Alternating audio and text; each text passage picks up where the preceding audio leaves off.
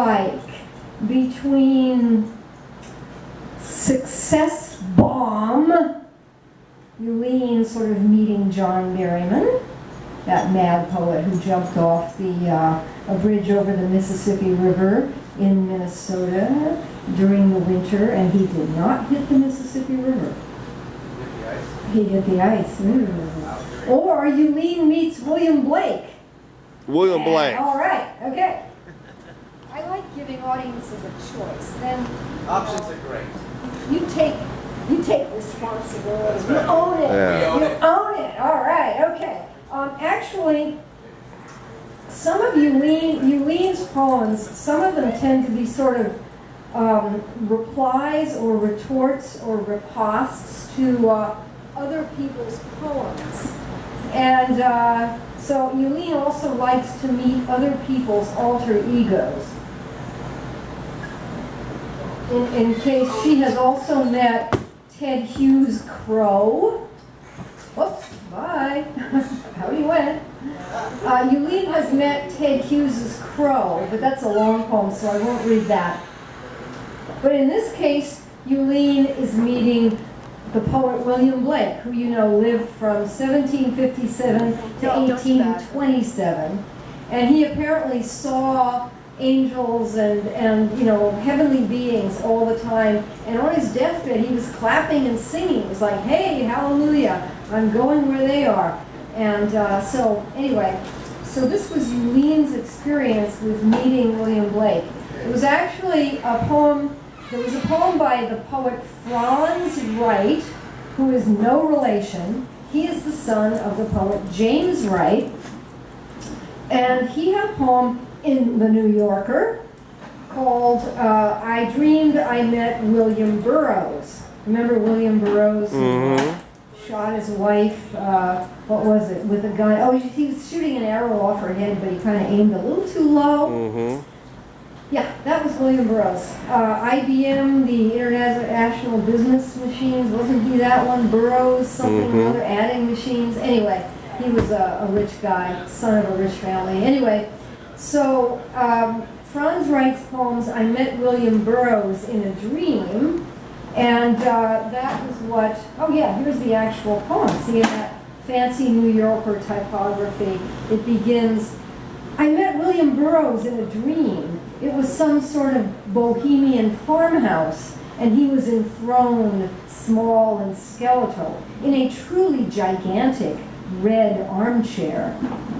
Well, Euleen could not let that go, so she had to dream that she met William Blake.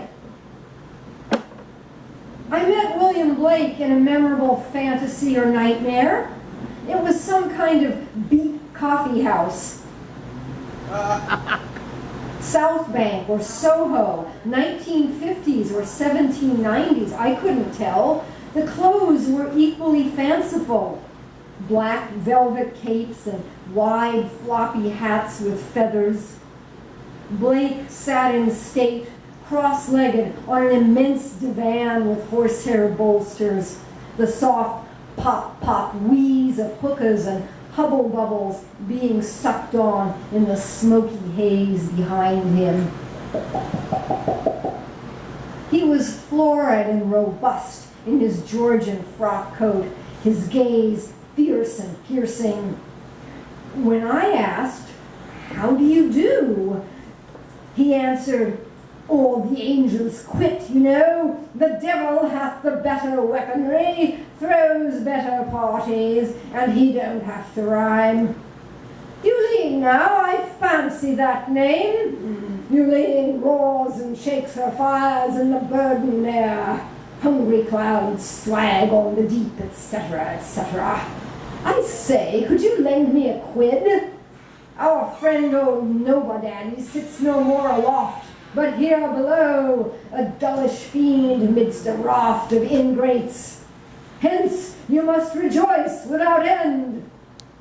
Well, I wanted to ask him what he meant, but then the cafe's languid daze was rent by football jerseyed revelers wailing on vuvuzelas, and Blake was whisked away The dream dissolved into the glare of Stygian day. Woo!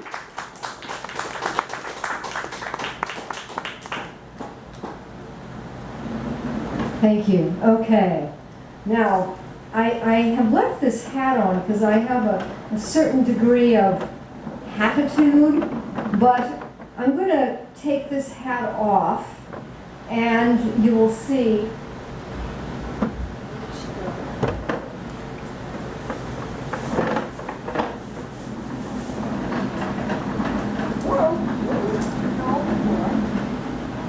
We're putting on Auntie Hattie for this one. Ooh! I see your hat. Woo-hoo! All right. Auntie Hattie helps me with this poem. I've had two different residencies, writers' residencies in the state of Wyoming. And of course, in Wyoming, all the pickup trucks, the F-150s and the F-250s and 4 and 5 and 8 and 10, I don't know, they go all the way up now. All those huge muscle vehicles, they all have guns in the gun rack behind the driver's head. And they also have, in almost every indoor space, there were trophy heads.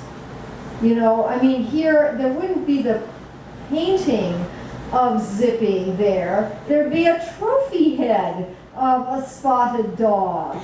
And there'd be an elk and a moose and a bobcat and a deer and All manner of poor animals.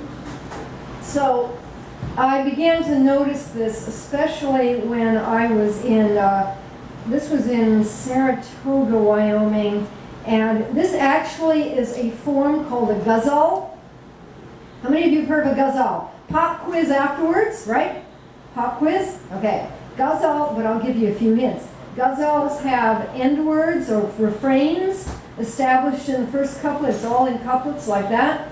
And you'll hear the refrain or refrain words in the first couplet, and then you'll hear it at the end of the second line of each of the next couplets. And the other thing about the ghazal, there's a few other things, but one of them is that in the final couplet, the poet usually names or refers to him or herself. So you might hear that in this one. It's called Ghazal Trophy Heads, Wyoming. Okay, Auntie Hattie, she's ready, okay?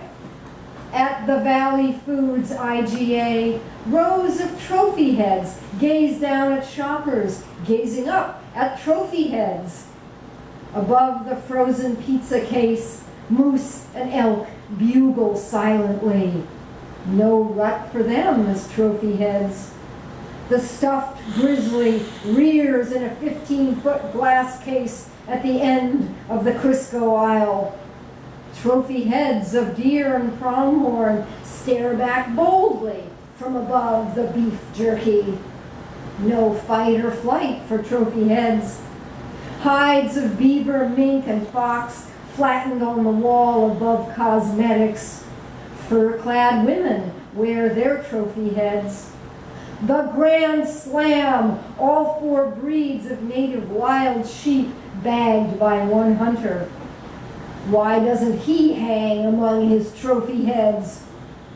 A bobcat lounges on a branch above the box wine. So lifelike. Here, kitty, kitty, you want to pet his trophy head. Roger the raging bison charged the Dude Ranch ride. One shot, and now a straw hat perches on his trophy head. In trophy room taxidermy, Warden scoops out the black bear's guts. He saves the pelt and trophy head. Pronghorn carcass dumped on the workroom floor to be cleaned and stuffed and made a trophy head. The bear's head inside out, the skull removed, pelt molded over an armature to make the trophy head. Antique Winchester propped on a rack of elk hooves. Like that, really strange. Loaded for bear? those fearless frozen trophy heads. Wild turkeys on parade, they strut their stuff, but not for Thanksgiving. They're stuffed already, like the trophy heads. Where's the furred trout, the snake-skinned mule? Don't look for them among the trophy heads. Jackalope, you aim a vintage shotgun at his antlers. He squeals and scrambles off to save his trophy head. We got 7 bears in here this week, Warden jokes, and not one pecker. Just pelts and trophy heads. In the Buckhorn Bar, some good old boys hail you. Come on in, it's just us and the trophy heads. No fear, this ain't no gay bar, ma'am. They really said that. Whatever, you say. We're here for atmosphere and trophy heads. That bullet hole through the mirror behind the bar? It's real, they say. It missed the barman, but not the trophy heads. Back at the ranch, you meet the eyes of mule deer browsing by dinner camp. They aren't yet trophy heads. You catch Colt Fold on the ranch last month. Surprise, surprise, you call him. He won't grow up to be a trophy head. You guzzle broke-ass red. The labels burrow with a Band-Aid on his bum. He won't bust your budget or his trophy head. There we go. Sorry. Get right with Jesus, shouts the whistle pig preacher. But you lean against the saloon wall, half soused below the trophy heads. Thank you. Thank you very much. Thanks, Daddy. Thank you, everybody.